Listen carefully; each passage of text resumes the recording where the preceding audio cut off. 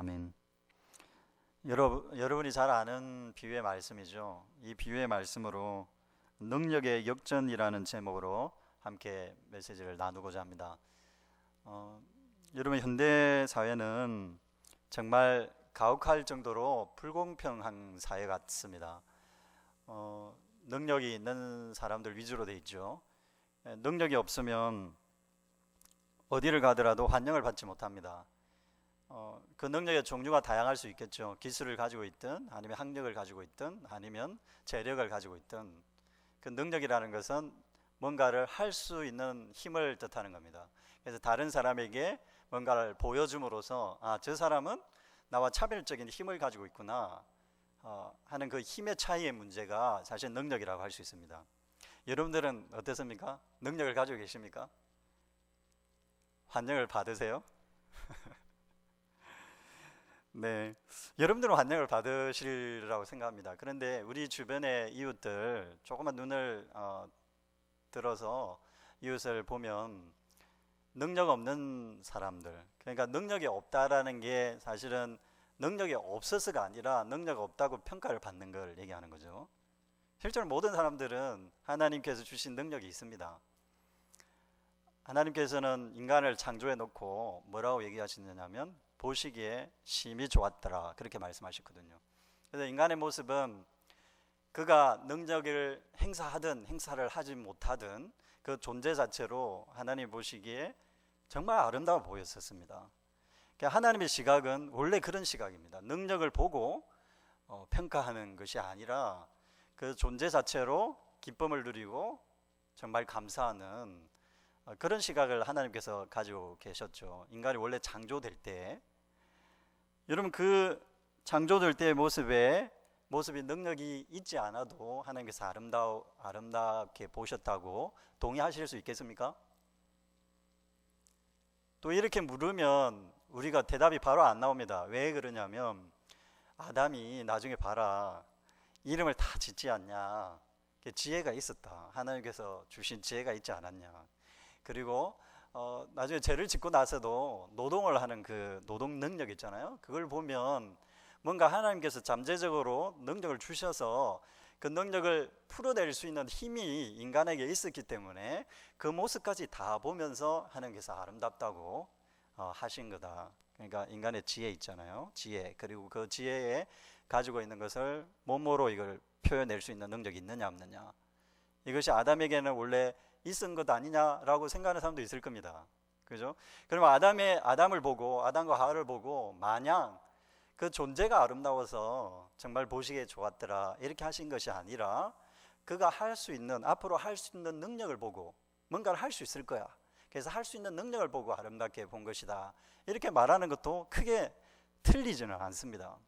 그러나 과연 뭐가 먼저인가 물어봐야 되겠죠. 뭐가 먼저겠습니까? 하나님의 시각에는 뭐가 먼저겠습니까? 존재 자체로 정말 아름다워 보였다고 말을 해야 할 것입니다. 그런데 이게 원래가 우선적인 것은 존재가 아름답고 그 다음에 그 존재가 인정받을 때 능력이 제대로 드러나는 거예요. 말하자면 자녀들을 키울 때 자녀들이 자체가 기쁨이 돼야 되는데 너는 왜 공부도 그렇게 못하냐, 지질이. 그리고 공부를 못하면 뭘 할 줄 아는 거라도 있어야지. 그렇게 해서 할 줄 아는 걸 보고 자녀들을 평가한다면 좋은 부모가 아니죠. 왜 좋은 부모라고 아니라고 말을 할 수 있습니까? 부모는 그게 아니거든요.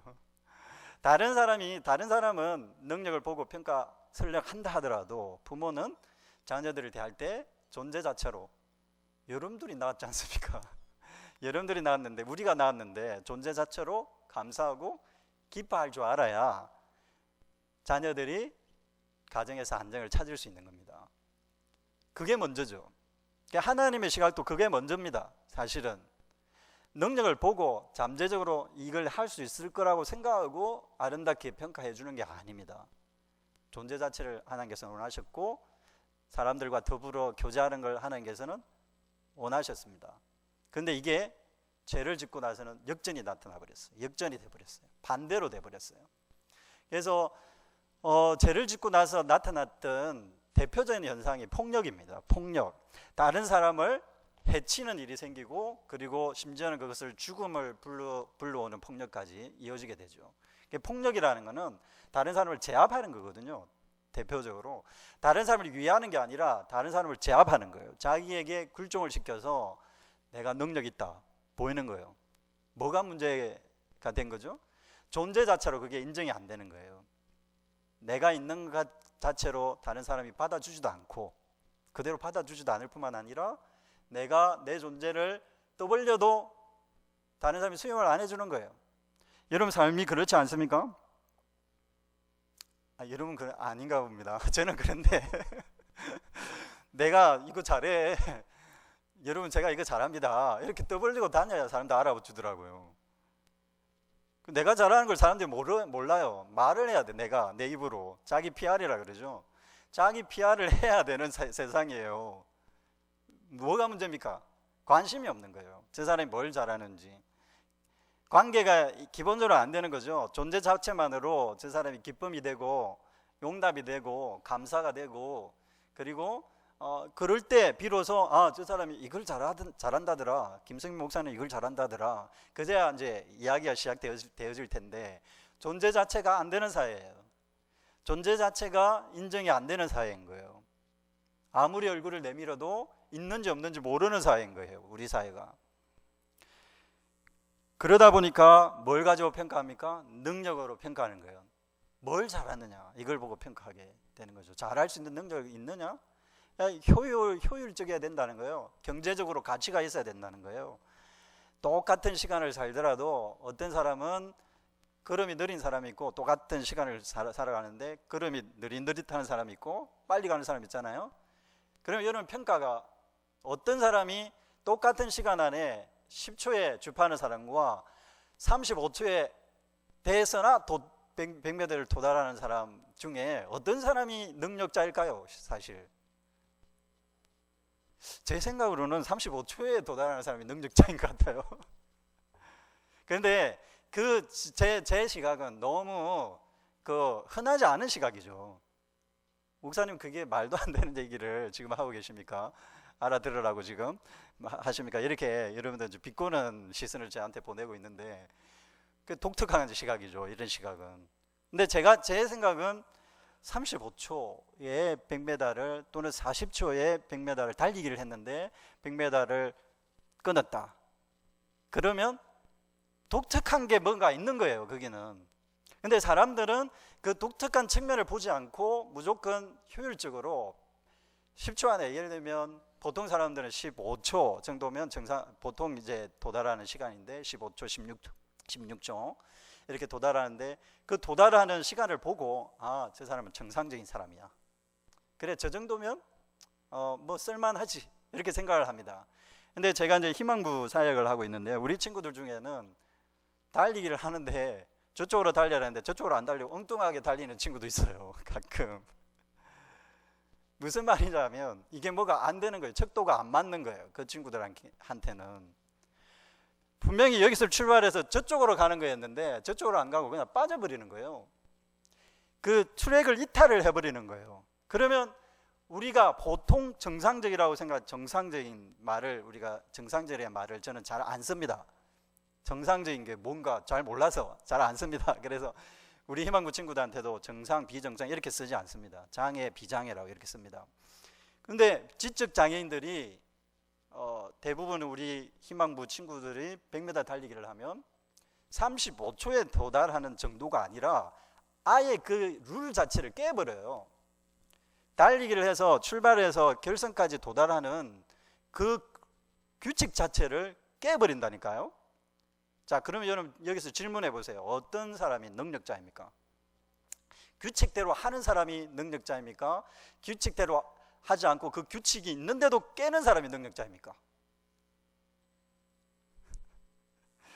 또 개변을 늘어놓으시려고 하는군요, 목사님. 이렇게 생각하실 수 있는데, 제가 드리는 질문을 진지하게 한번 생각해 보세요. 규칙이 있는데도 규칙을 깰 수 있는 자야말로 능력자입니다. 그런데 우리는 어떻게 생각하냐면 규칙을 잘 지키고 그 규칙에 정말 부합하게 생활할 줄 아는 사람, 법을 잘, 이거는 좀 오해의 여지가 있지만 법이 있는데 법을 깨뜨리지 않고 법 이상의 삶을 사는 사람이 있습니다. 법을 깨뜨리면서 법 이상을, 왜냐하면 법이라는 것도 법치주의가 중요하긴 하지만 법이라는 것도 사실 이상을 못 따라가는 경우가 많이 있어요. 그래서 법보다 정의가 우선한다는 말이 있습니다. 그래서 정의는 항상 법을 호령해요. 이게 바른 거야, 이게 바른 거야. 그런데 법이 항상 뒤에서 따라와요. 그러면 정의를 실현하려면 법을 어떤 때는 깨뜨려야 되는 경우가 있어요. 그런데 많은 사람들이 법을 깨뜨리지 않죠. 능력이 없어서. 그럴 능력이 안 된다고 생각하죠. 그런데 정말 예언자적 삶을 살아가는 사람, 능력 있는 사람은 어떻게 합니까? 그 정의를 위해 이 법을 깨뜨리는 거예요. 이 정의의 법이 부합하지 않다고 판단될 때 정의를 위해 법은 효용 가치가 의미가 없다고 생각하고 법을 깨뜨리는 사람이 있다는 거예요. 자, 제가 이 이야기를 하면서 오늘 본문의 비유로 한번 자연스럽게 넘어가 보겠습니다. 오늘 본문의 비유의 내용은 여러분 잘 아는 대로 포도원 품꾼 비유라고 알려져 있습니다. 포도원에 일꾼이 필요했습니다. 자, 그런데 여기서부터 질문을 하나 던져야 됩니다. 이 주인이 일꾼이 필요했을까 하는 질문입니다. 여러분, 제 이제 질문을 받으면 이제 생각하게 되잖아요. 그럼 본문을 한번 자세히 보시면 주인이 언제 일꾼을 구하러 나갔습니까? 일하는 당일에 구하러 나갔습니다. 그런 사람이 어디 있습니까? 당장 포도원 일을 해야 되는데 그 포도원 주인이 일하는 당일에 일꾼을 찾으러 가는 사람이 어디 있어요? 준비되지 않은 사람이죠. 그러면 일을 잘 못하죠. 포도원 정도 가지고 있는 사람이 그러면 안 되죠. 그런데 이유가 있습니다. 그게 숨어있는 이유죠. 왜 나갔겠습니까? 이미 충분한 일꾼이 있는데 자기 집에도 충분한 종들이 있고, 그 예수님 당시에는 포도원 정도 소유한 재산가라면 이미 종들이 있는 사람들입니다. 그런데 나갔다는 말은 이유가 있는 거예요. 어떤 이유라고요? 거기에 놀고 있는 사람들, 노동시장에서 놀고 있는 사람들, 몇 사람들을 자기 일하는데 일을 시킬 목적인 겁니다. 그냥 엑스트라로 일을 맡기는 거죠. 꼭 필요한 일꾼은 아닌데 자리를 마련해서 일을 시키는 게 목적이었기 때문입니다. 이 주인은 효율적인 주인입니까? 아니면 효율적인 측면에서 능력 있는 자입니까? 아니면 은혜를 베푸는 측면에서 능력 있는 자입니까? 그 능력 있는 것을 기준을 좀 달리 봐야 되겠습니다. 경제적인 재력가로서 능력을 가지고 있는 사람이었지만 그 능력으로 자기는 평가받고 싶지 않았어요. 자기가 이렇게 돈을 많이 벌었다라는 것을 과시하는 게 목적이 아닙니다. 그의 평소의 관심은 뭐냐면 시장에 갈 때마다 항상 마음이 걸리는 거예요. 노동시장에 갈 때마다 사람들이 놀고 있다는 걸 항상 봤던 거예요. 그래서 그 노는 사람들이 조금이라도 일을 하면서 품삯을 받는다면 그들이 이렇게 힘들지 않고 그래도 일을 좀 하면서 자기의 그 노동 가치도 인정받으면서 삶을 좀 살 수 있는 그런 계기를 마련해 줘야겠다 하는 그런 생각을 하고 있었던 거예요. 이 주인의 마음은 경제적인 능력 있는 자들에 대한 관심보다는 능력 없는 자들, 소위 말해서 효용 가치가 떨어지는 사람들에게 관심을 가졌다는 측면에서 하나님의 마음을 잘 보여준다고 할 수 있습니다. 그러니까 하나님은 그 기준이 항상 능력 있는 자를 평가할 때 효용 가치의 효율적인 것에, 소위 말해서 우리가 일반적으로 생각하는 그 효율성 있잖아요. 그거에 관심이 있었던 것이 아니라 뭐에 관심이 있었다고요? 1차적으로 존재, 그리고 사회적으로 능력 없다고 평가받는 사람들에 대한 관심, 이것이 하나님의 기본적인 마음이라고 할 수가 있습니다. 그래서 하나님은 신이신데도, 높은 데 계신 분인데도 자기 아들을 이 땅에 보낸 것만 봐도, 그리고 홀로 존재할 수 있는 분인데도 이 세상을 창조한 걸 보면 효율적인 일을 한 분이 아닌 거예요. 어떻게 보면 그냥 자기 혼자서 그냥 그 유아 독존하는 형태로 혼자 계셔도 되는 분인데 괜히 물질 세계를 만들어 놓고 복잡한 거 끼어들게 됐잖아요. 악 같은 게 끼어들게 됐잖아요. 복잡한 일이 발생한 거거든요. 그러면 이게 신의 관점에서 생각 안 해도 인간의 관점만 생각해봐도 정말 미스한 거다, 잘못 실수한 거다, 신이, 하나님이 이렇게 볼 수 있는 거잖아요. 그죠? 저는 그런 생각을 해본 적이 있거든요. 하나님이 괜히 이 인간들을 만들어 놓고 이 피조 세계를 만들어 놓고 골치 아프게 만들어 놨다, 골치 아프게 됐다. 그래서 사람들이 신이 있느냐, 봐라, 이 세상이 이렇게 악한데 신이 있다면, 세상을 이렇게 완벽한 신이 있다면 세상이 악한 그대로 그냥 내버려 두겠느냐, 이렇게 질문하는 사람들이 있잖아요. 시편의 기자들이 그렇게 얘기했거든요. 하나님 있는지 나와보라고 그래라. 이 세상 돌아가는 꼴을 봐라. 이 꼴을 보고 하나님이 있다고 믿는 사람들은 어리석은 자다, 바보다, 이렇게 얘기를 했거든요. 그렇게 얘기하는 사람이 실제로 있고, 철학자들 중에도 그런 사람들 많고, 그런데도 우리는 하나님이 있는 자로서 어떤 믿음이 있습니까? 하나님은 이 세상을 바라볼 때 정말 그 존재 자체를 즐기는 분이시구나. 그래서 물질 세계와 가까이 있고 싶어서 영적인 분이 물질 세계를 창조했고, 또 불완전해 보이는 인간을 만들어 놓고 교제를 하시려고 불완전한 인간을 만들었다라는 거, 이 하나님의 그 마음, 효율적이지 않으면서도 존재 자체에 관심이 많으시는, 또는 약한 것, 깨어지기 쉬운 것에 관심이 많으신 하나님의 그 마음을 잘 읽어낼 수가 있습니다. 결정적인 데는 예수님 십자가를 보면 잘 알 수 있죠. 예수님의 십자가는 그 연약함의 결정체입니다. 신이 무기력해 보이는 현장이에요. 신인데도 십자가에서 무기력하게 죽어가 버리는 거예요. 우리는 그게 예수님이 죄를 대속하는 그 능력이 있는 것으로 십자가를 바라보는 경우가 많잖아요. 그게 틀리지 않고 성경이 말하는 부분입니다만은 그것에 가기 전에 한 단계를 좀 더 거쳐야 되는데, 그게 뭐냐면 십자가의 미련함입니다.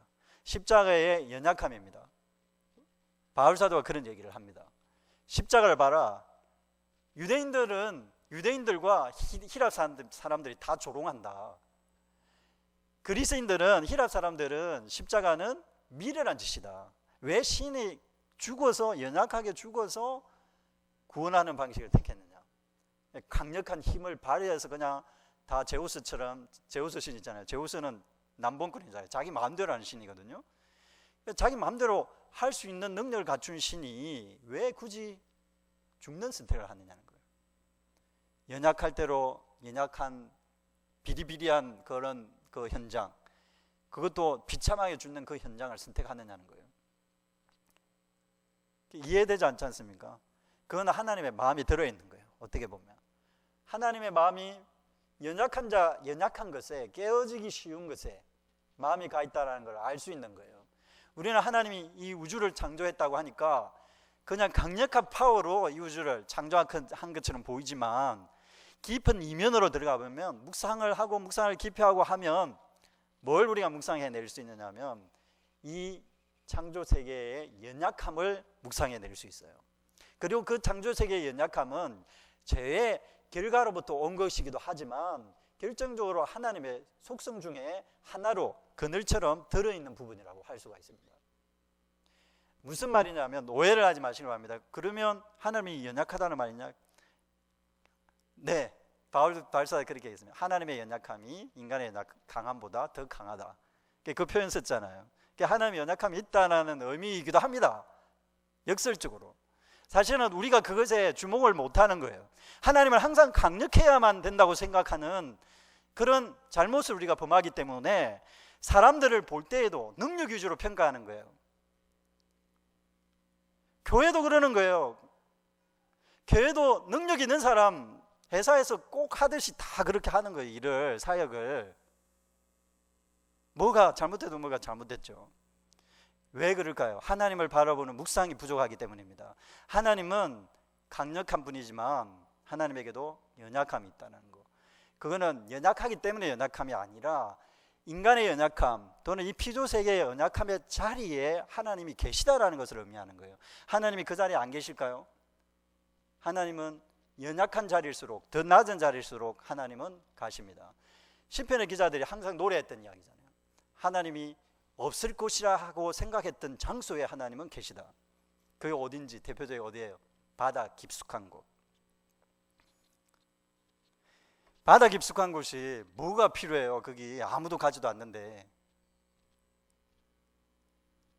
근데 하나님은 그곳에 있는 피조물까지도 보살피고 계시는 거예요.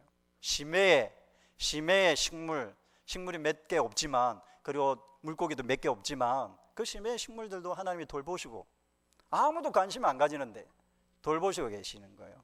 우리 인간 세계를 보실 때에도 능력자들만 이렇게 줄 세워놓고 그래 너 이래 저 일에 맡기는 게 아니라, 오히려 하나님은 능력이 없는 자들을 쓰신다는 측면에서 능력의 새로운 또 역전을 일으켜 내시는 분이라고 할 수 있습니다.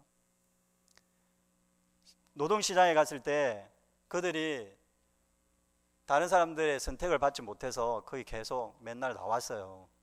이 주인이 지켜보고 있었습니다. 그리고 그들을 썼어요.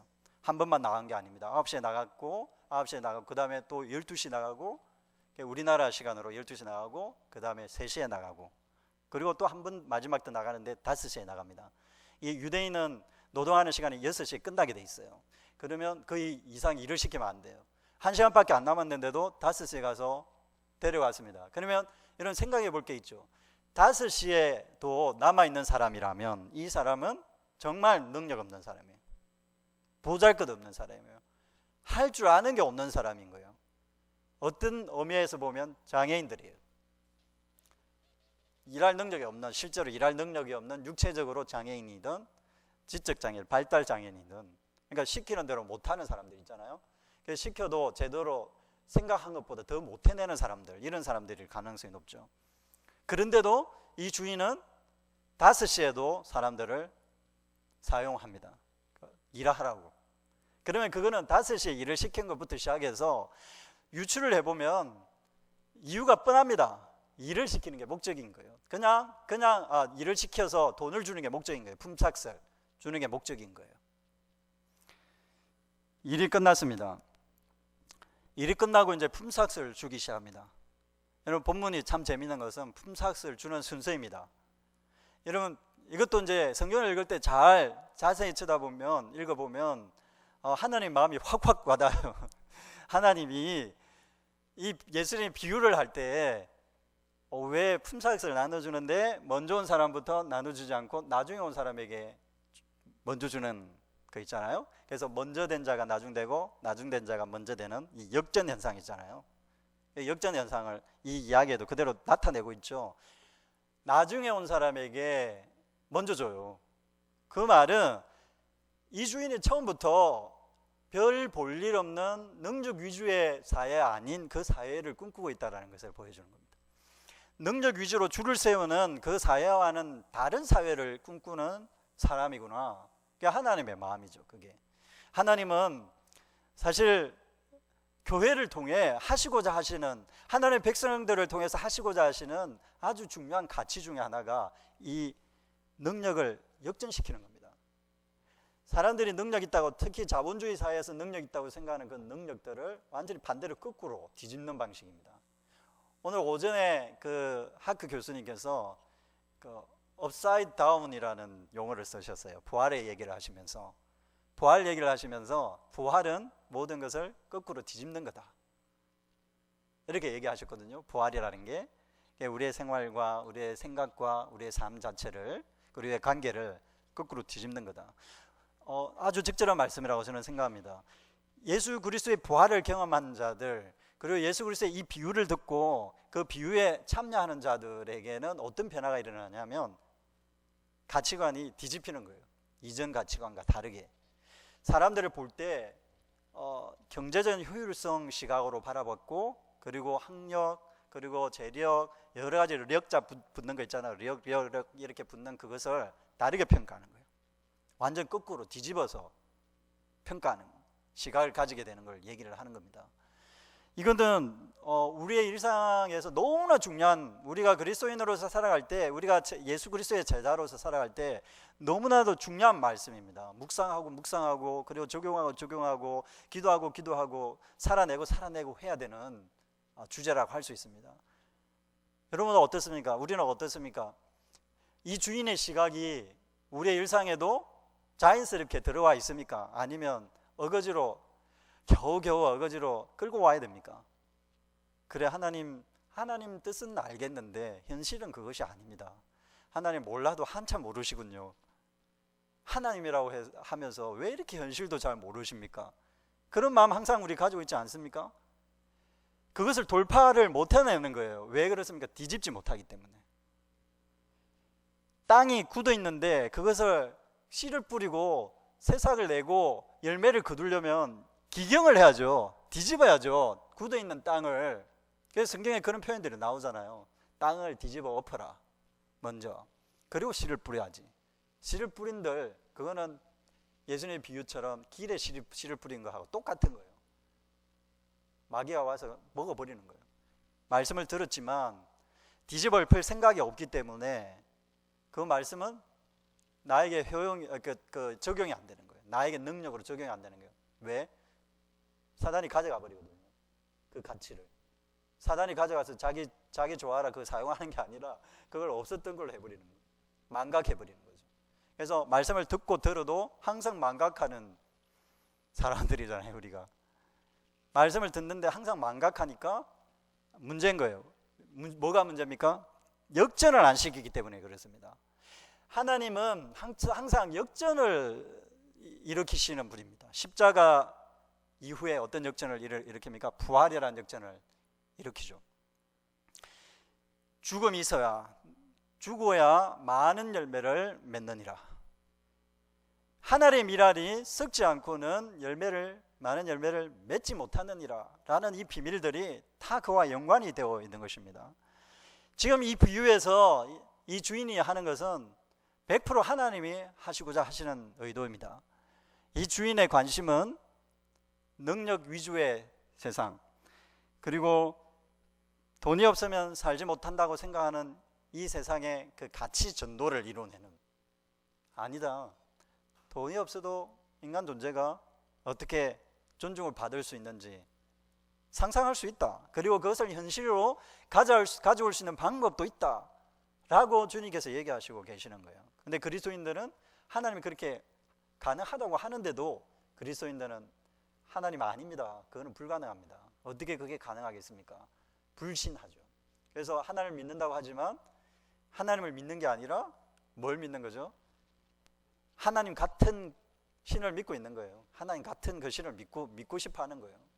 하나님은 가능하다고 얘기하는데, 하나님은 성경을 통해서 끊임없이 그 사회에 대한 이야기들, 하나님 나라가 그 대표적이죠. 하나님 나라가 이 땅에서부터 시작하는 건데, 완벽하게 이룰 건 하나님께서 이루시겠지만 이 땅에부터 그 가치가 시작돼야 되는 건데, 하나님 백성인 우리는 무관심하고 있는 거죠. 역전이 일어나지 않을 거라고 생각하는 거죠.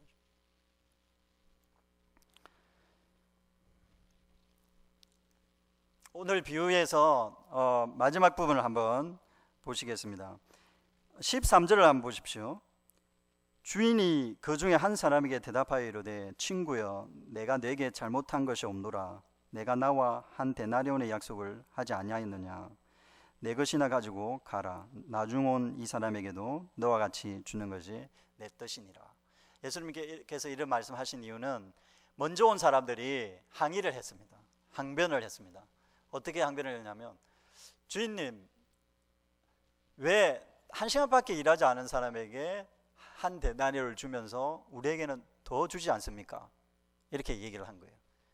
자, 이건 아주 이제 이야기가 많이 담겨져 있지만 제가 짧게 요약을 해보면 사실 한 가지 질문이 그게 들어가 있는 거예요. 우리가 평소에 궁금해하는 질문이 들어가 있는 거예요. 우리 질문하고 똑같죠, 이 사람들이 질문하는 게. 나는 더 일했는데 왜 저 사람이 약자라고 더 많이 주는 거는 불공평하지 않냐, 이 말이에요. 불공평하다는 거예요, 쉽게 말하자면. 맞습니다. 하나님은 불공평한 방식으로 공평함을 이루어내시는 분입니다. 불공평해 보이는 거예요. 자, 그런데 예수님 말씀을 잘 들어보십시오. 내가 너희들한테 처음에 약속할 때 어떻게 약속했느냐? 하루 품삯 약속하지 않았느냐? 그리고 내가 너희들에게 하루 품삯을 주지 않았느냐? 줬다는 거예요. 하루 품삯을 줬다는 측면에서 공평한 분이죠. 약속한 것을 지켰으니까 공평한 거고, 그때 당시에 한 데나리온은 하루 품삯입니다. 한 데나리온을 준 거예요. 그러면 이 주인이 나쁜 주인이 아니에요. 꼼수가 있는 주인이 절대로 아닙니다. 그대로 정당하게 노동의 대가를 지불한 것입니다. 지불했을 뿐만 아니라 먼저 9시에 왔던 사람들에게도 사실은 은혜를 베풀었다고 얘기했잖아요. 이미 그들은 은혜를 받은 거예요. 그들이 노동시장에서 팔려가지 못할 때에 이 포돈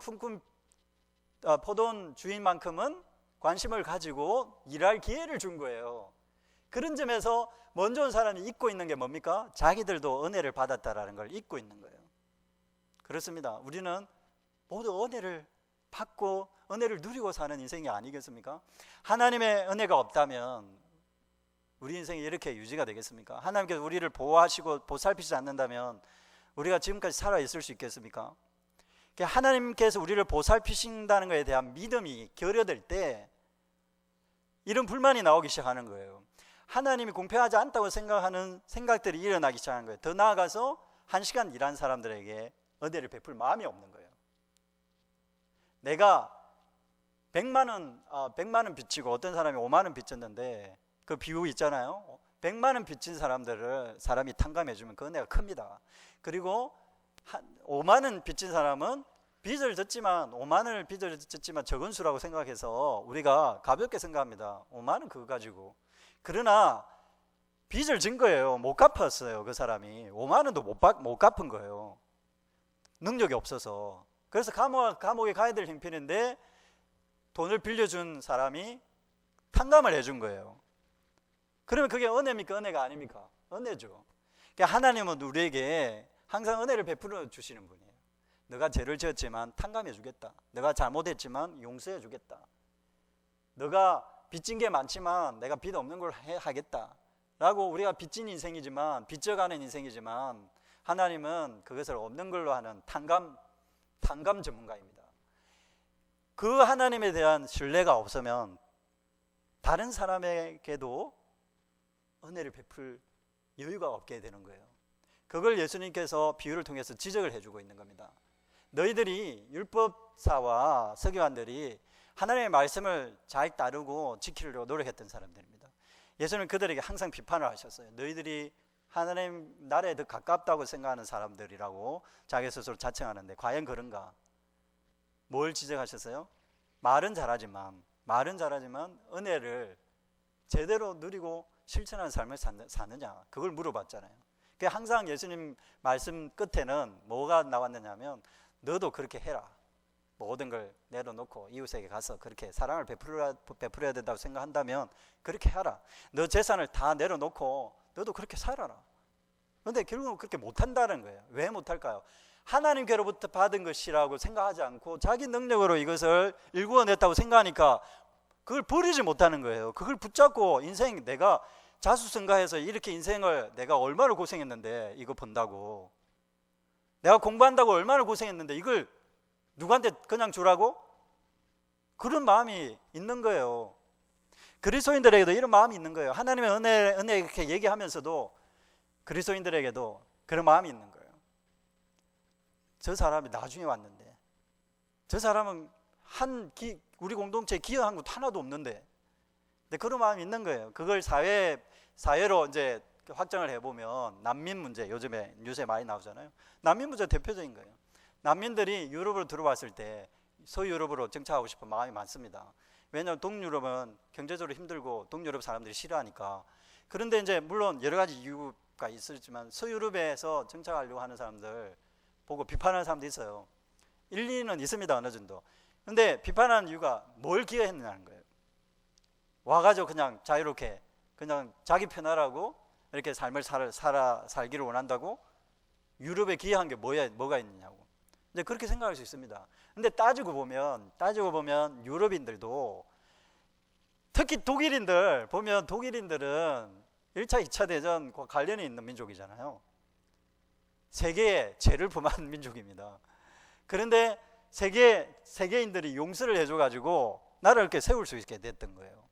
그러면 독일 민족이라는 것은 옆에 이웃의 유럽인들 또는 세계인들의 도움이 없었다면 자기 민족이 살아갈 수 없었을 거예요. 이스라엘도 마찬가지예요. 이스라엘이 서방 국가, 자유국가, 기독교 국가들로 알려져 있는 국가들의 도움 없었다면 팔레스타인에 살아가는 이미 정착해 있는 사람들이 있는 그곳에 어떻게 정착할 수 있겠어요? 그 사람들을 밀어내고 나라를 세운 거죠. 그러면 그들이 그렇게 나라를 세웠으면 같이 더불어 사는 삶에 대해서 관심을 가져야 되지 않겠습니까? 근데 팔레스타인과 전쟁하고 끊임없이 괴롭히고 그렇게 하잖아요. 그러니까 혼자 살 수 있는 사람은 아무도 없는 거예요. 사실 우리도 혼자 살 수 있는 사람은 아무도 없어요. 누군가의 도움을 받고 삶을 살아가고 있고, 그것은 내 능력이 아니에요. 내가 능력이 있어서 일궈낸 게 아니라 다른 사람이 내 물건을 사줬고, 그리고 내가 공부할 수 있는 기회들을 만들어줬고, 그리고 누군가 나한테 도움을 줬기 때문에 가르치는 사람이 있었고. 그렇잖아요. 기업가들도 사주는 사람이 없는데, 소비자가 없는데 어떻게 기업을 할 수 있겠어요? 사회를 한원을 해야죠. 그러니까 약자들을 바라보는 시각이 성경의 아주 핵심적인 시각인데도 그리스도인들이 그 기본적인 시각을 버릴 때가 많이 있어서 예수님이 이렇게 책망하고 계신 거예요. 봐라, 너가 생각을 해봐라. 내가 잘못하고 있냐? 너가 노동한 대가를 내가 주지 않았느냐? 너도 열심히 일하면 그 대가를 받을 수 있다. 그런데 그것보다 훨씬 더 중요한 거는 일을 해도 그 효율적으로 일을 못 해내는 사람, 능력 없는 사람들, 그 사람들이 더 중요하지 않겠냐? 생각을 해봐라. 이 똑같은 시간에 일을 하는데 너는 똑같은 시간에 5시부터 9시부터 와가지고 일을 했는데 많은 기여를 할 수 있다고 나도 믿는다. 그런데 이 사람들은 9시부터 6시까지 일을 하면 죽을 수도 있다. 이 사람들은 그걸 왜 생각하지 못하냐는 거예요. 똑같이 일을 해야 된다는 생각이 어디에서 나왔느냐는 거예요. 능력을 역전시켜서 보지 못하는 시각 때문이 아닐까요? 우리가 할 수 있다고 생각하는 걸, 다른 사람 내가 할 수 있는 걸 다른 사람도 할 수 있다고 생각하는 거, 그 잘못된 시각이에요. 그리스도인들이 그리스도의 마음을 가질 때, 하나님의 마음을 가질 때 이게 너무나도 중요합니다. 내가 할 수 있다고 생각하는 거 다른 사람이 할 수 있는 게 절대로 아닙니다. 제가 예를 들었잖아요. 제가 우리 교회 와서 희망부 사역을 시작하면서 많이 깨어진 게 많이 있어요. 그 중에 대표적인 게 지적인 것. 저는 이제 계속 지적 활동을 해왔거든요. 책을 다루는 일도 평일에는 하고 있는 사람인데, 젊은 친구들을 모아서 가르치고 하는 그런 일들을 하고 있습니다. 그러면 평소에 내가 주중에 하는 일들은 정말 지적으로 철학 부분을 다루고 그게 신학적인 부분과 어떻게 관련이 있는지 아주 복잡한 이야기를 다루는 사람이에요. 그런데도 우리 희망부 친구들한테는 그 이야기를 할 수가 없어요. 소용이 없어요. 그 친구들한테는. 내가 그런 말 하면 나를 인정을 안 해줘요. 못 알아듣는 말을 한다고. 내가 그런 말 하면, 지금 요즘 들어서 좀 설교가 좀 늘긴 했지만 처음에 어떻게 말해야 될지 버벅버벅 거렸어요. 버벅버벅, 희망구 친구들한테 버벅버벅 그래서 어떻게 얘기를 할 줄 몰라가지고 평소대로 하면 안 되니까. 왜 그러냐면 내가 능력 있는 지적으로 탁월한 사람이라고 생각했는데 얘들한테는 안 먹혀드는 거예요. 그게 전혀 안 먹혀드는 거예요. 왜? 조건이 다르잖아요. 차이가 있잖아요. 나는 어릴 때부터 지적 활동을 계속 해왔고 여전히 지적 활동을 하고 있는 사람인데, 우리 친구들 대부분은 발달 장애인이에요. 그렇게 못하는 사람들이 있어요. 경제적으로 돈을 벌고 싶어도 돈을 못 버는 조건에 있는 사람들이 너무나도 많습니다. 왜 그것을 긍휼한 시각으로 보지 못하느냐는 거예요. 그리스도인들이 그리스도의 긍휼한 마음으로 그들을 바라보고 능력 위주가 아니구나, 그걸 능력을 뒤집어서 거꾸로 보면, 역전을 시켜서 보면 나중 자가 먼저 될 것이다. 1시간만 일해도 이 사람들은 너만큼 일한 거와 똑같다. 왜 이렇게 이런 시각이 없냐는 거예요. 1시간 다리가 불편한 사람, 장애인들 생각해 보세요. 장애인들이 일을 하는 것과 멀쩡한 저가 일하는 게 조건이 같습니까? 다르죠. 1시간 일해도 정말 힘들게 일했을 거예요. 이 사람 땀 뻘뻘 흘리면서. 그것을 제대로 평가해 줄 수 있는 사람이야말로 정말 아름다운 사회를 만들 수 있는 사람인 거죠. 하나님의 마음은 거기에 있는 겁니다. 말씀을 믿겠습니다. 많은 이야기를 할 수 있겠습니다만은 오늘 이 비유는 능력을 역전시키는데 초점을 맞춰서 읽어보면 정말 은혜스럽게 와닿는 말씀일 뿐만 아니라 은혜스러운 말씀으로 끝나는 게 아니라 상당히 부담으로 오는 말씀이기도 합니다. 왜 그러냐면 하나님의 마음이 그렇다면 하나님을 따르고 신앙하는 우리가 이렇게 살아서는 안 되겠다는 도전이 있기 때문입니다. 그래서 그냥 듣고 흘릴 수 있는 얘기가 절대로 아닙니다. 예수님의 비유는 비유 전체가 다 그래요. 그냥 듣는 거로 끝나는 게 아니라 우리의 삶이 완전히 연루가 되어서 그러면 어떻게 해야지? 어떻게 해야 된다는 겁니까? 이렇게 될 수밖에 없어요. 가만 놔두지를 않는 거예요. 어떻게 해야 된다는 겁니까? 일단은 구체적인 방법은 여러분들이 더 고민을 해보시고 일단은 능력 위주의 사회, 그 위계 질서가 있는 능력의 위계 질서가 있는 이 사회에 문제 제기를 해야 됩니다. 일단 여러분 자녀들에게 능력에 대한 평가를 다르게 하십시오. 그리고 자녀들이 삶을 살아갈 때 다른 가치관을 가지고 성경이 얘기하는 가치관을 더 소중하게 여기고 자라갈 수 있도록 해줘야 됩니다. 도움을 줘야 됩니다. 부모가 지지를 해줘야 됩니다. 말씀하고 현실하고 다른 거야. 그걸 보여주면 절대로 신앙의 모범을 보일 수가 없습니다. 말씀은 현실과 다르긴 하지만 돌파해낼 수도 있단다. 누가 돌파했냐? 그것을 믿는 사람이 돌파할 수 있단다. 믿지 않는데 어떻게 돌파해낼 수 있겠어요? 그리고 공동체가 필요합니다. 함께 그것을 생각하고 하는 교회가 필요합니다. 지지해주고 가정, 첫째는 가정, 그 다음 교회. 자녀들을 키울 때 말씀으로 가르쳐야 된다고 해서 말씀만 외우게 해서는 안 돼요. 그 정신을 가르쳐야 됩니다. 자녀들이 정신을 가르칠 뿐만 아니라 부모가 그렇게 살아가야 돼요. 그래서 엄마 아빠는 말씀을 가르치는 것과 말씀을 빗대어서 얘기하는 것과 삶에 그 괴리가 전혀 없구나. 현실적인 괴리가 있다 하더라도 그걸 좁히려고 노력하는구나. 몸부림치고 있구나. 라는 것만 보여줘도 자녀들이 완전 능력의 역전의 관점을 자기 것으로 가져오게 되어 있습니다. 하나님의 나라는 능력을 역전시키는 그 가치를 우리에게 던져주고 있습니다. 이 비유는 하나님 나라에 대한 비유입니다. 하나님 나라 포도원이 어떻다. 먼저 교회에서 예를 들면 그런 비유 말하잖아요. 뭐 직분자들 나중에 새신자가 오면 직분자들이 잘 대해줘야 된다. 왜냐하면 나중에 더 앞서갈 수도 있다. 이런 비유가 절대로 아닙니다. 그 얘기하려고 알량하게 그런 얘기하려고 든 비유가 절대로 아닙니다. 뭐라고요? 능력의 위주인 사회, 이 정말 혼탁한 이 사회의 그 기준, 가치관을 통째로 뒤집어서 하나님께서 바라시는 사회는 약한 자들과 더불어서 능력의 기준을 다르게 보는 그 시각을 우리의 삶에 체화를 해서 교회가 그걸 먼저 실천하고 그리고 이웃과 그것을 나누고 또 사회에 그것을 그 가치를 심고 하면서 하나님 나라를 세워가는 그 정신의 그 삶에 초대하는 이야기라고 할 수 있습니다. 이 비유는 이 초대의 말씀에 어떻게 하시겠습니까? 예수님의 말씀이 옳다고 생각하십니까? 믿으실 수 있겠습니까? 반응하면 그렇게 믿을 수 있고 반응하실 수 있다면 그렇게 행하십시오. 행하고 우리의 가치관에 따라주지 못한다면 이 말씀을 더 묵상하시면서 과연 그런가라고 확인하시고 내 삶이 따라주지 못하면 채찍질해서 기도하고 또 다른 동료들의 도움을 얻어서 삶을 바꾸어 나가는 가치관을 바꾸고 삶의 질서 자체를 바꾸어내는 그런 삶으로 가는 것이 선택의 유일한 길입니다. 우리가 할 수 있는 예수를 믿는다면 다른 선택이 없어요. 이것 아니면 저것을 선택해야 되는 거죠.